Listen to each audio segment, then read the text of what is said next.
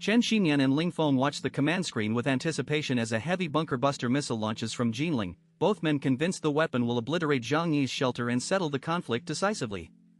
Chen Xinyan reflects on the shifting balance of power, dismissing Ling Feng's suggestion to leverage Zhu Zhang for broader conquest, preferring to remain a dominant figure in his localized territory rather than become a subordinate in a larger hierarchy. Meanwhile, at the 3-kilometer hold point, Zhang Yi, Fatty Su, Uncle Yu, and the mutant cat Hua Hua brace inside their snowmobile as midnight arrives. A brilliant streak tears across the night sky and plummets towards Xishan base instead of the intended shelter. The deep penetrating warhead detonates far underground, sending a massive seismic shockwave that violently rocks their vehicle and confirms the strike has hit the base itself. Zhang Yi roars in triumph and signals Yang Xinxin to proceed. At the safe house, Yang Xinxin strikes the enter key, unleashing a prepared cyber attack that seizes control of Xishan base's network and kills all power, plunging the entire facility into absolute darkness and silencing every automated system. Inside the base, the sudden blackout combines with the missile's tremors to trigger mass panic among personnel who believe they are experiencing a catastrophic earthquake. Chen Xinyan is thrown from his chair in the confusion, unaware his systems have been compromised. He immediately suspects Zhu Zhang of treachery. Regaining composure rapidly, he barks orders for Ling Feng to mobilize special forces for personal security, lock down the Fourth Life warehouse with Shunanside authority to prevent any prisoner exploitation of the chaos, and send engineering teams to restore power, confident the base's fortifications can withstand the temporary crisis. The heavy bunker buster missile slammed into Xishan base at midnight, sending a violent seismic wave through the underground complex and throwing the garrison into blind panic. Soldiers scrambled for their communicators, but Yang Xinxin's cyber attack had already severed the power grid, leaving the base in total darkness and silence. From the snow-laden darkness beyond the perimeter, a snowmobile roared toward the main gate carrying Zhang Yi, Uncle Yu, and Fatty Su. The three superhumans dismounted with lethal intent. Within half a minute, every guard at the entrance lay dead, their elite training meaningless against the trio's enhanced speed and strength.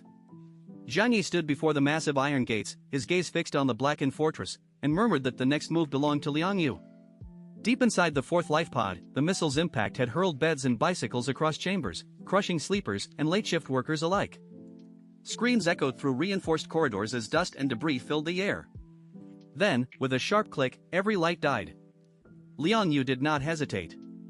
She seized a nearby student, activated her phone's flashlight, and shouted for the group to move. The students, drilled and ready, formed a human chain and followed her beam through the dark.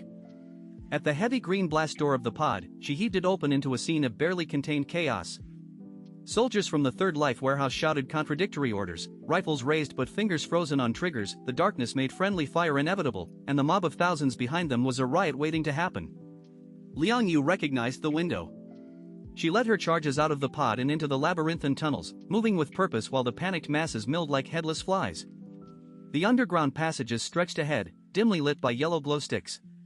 Two armed soldiers appeared around a corner, barring the way with shouted commands.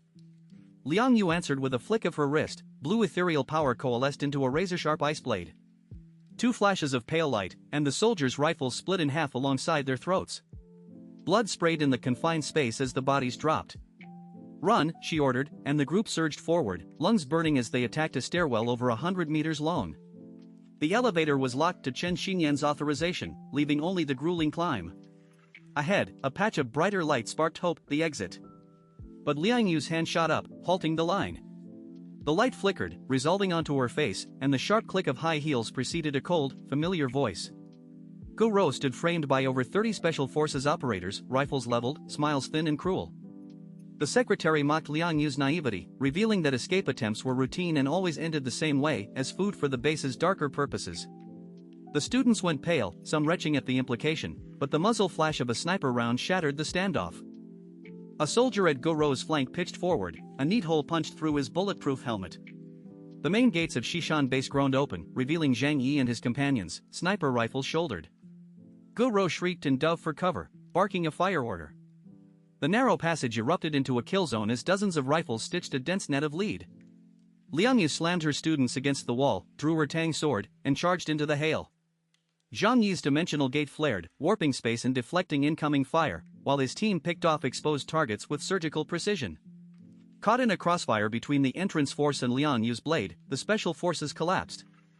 Blood slicked the concrete steps, severed limbs piled in the corners, and within seconds the elite unit was erased. Liang Yu looked up through the settling dust, meeting Zhang Yi's eyes across the carnage. Gratitude, raw and unguarded, shone in her gaze. She thanked him. He replied that she had earned it, for without her inside work the assault would have been impossible. "Move them out," Zhang Yi ordered. "Delay brings complications." Liang Yu rallied the trembling students, herding them toward the open gates. In a shadowed alcove, Guro cowered, reduced to a whimpering ball, soaked in her own terror.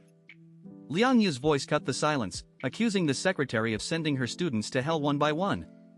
Guro begged, blaming orders, but the student Ji Xiaotian stepped from the group.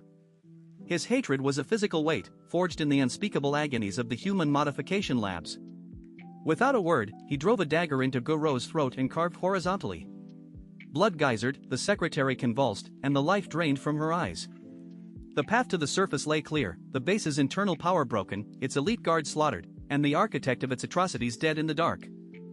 Liang Yu expresses sincere gratitude to Zhang Yi for meeting the escapees as promised, noting the familiar scent of Huahua on his shoulder. Zhang Yi hands over 2 backpacks containing high-energy food and heating fuel, instructing the students to flee 5 kilometers southeast to a residential area while he remains behind. When the students panic at being left alone, Zhang Yi reveals his true intention, to exploit the chaos and completely destroy Shishan base, eliminating any future threat. Liang Yu wrestles with the morality of killing thousands still inside but concedes that without Zhang Yi's power, her group faces inevitable retribution. She agrees to assist, and Yi Xiaotian shepherds the students toward the surface exit, promising Liang Yu's safe return. With the students gone, Zhang Yi lowers his helmet visor and leads Liang Yu, Fatty Su, and Uncle Yu deeper into the base toward the second life pod. The stimulants course through their veins, suppressing pain and fatigue while amplifying physical capabilities for the coming hours. Gunfire and screams echo through corridors stained with blood as 4th life pod residents clash with 3rd and 2nd pod forces in a desperate bid for control. The quartet moves unimpeded, their special forces uniforms and Liang Yu's captain insignia commanding automatic deference from soldiers unaware of her defection. Zhang Yi coldly executes several civilians blocking their path to maintain the ruse, noting most are former Tianhai elites complicit in the base's atrocities. Fatty Su and Uncle Yu follow suit without hesitation. They reach the heavily guarded 2nd life pod where order has already been restored. Security is tight, but the uniforms grant them invisible passage. Zhang Yi directs Fatty Su and Uncle Yu to plant timed bombs in hidden corners throughout the container.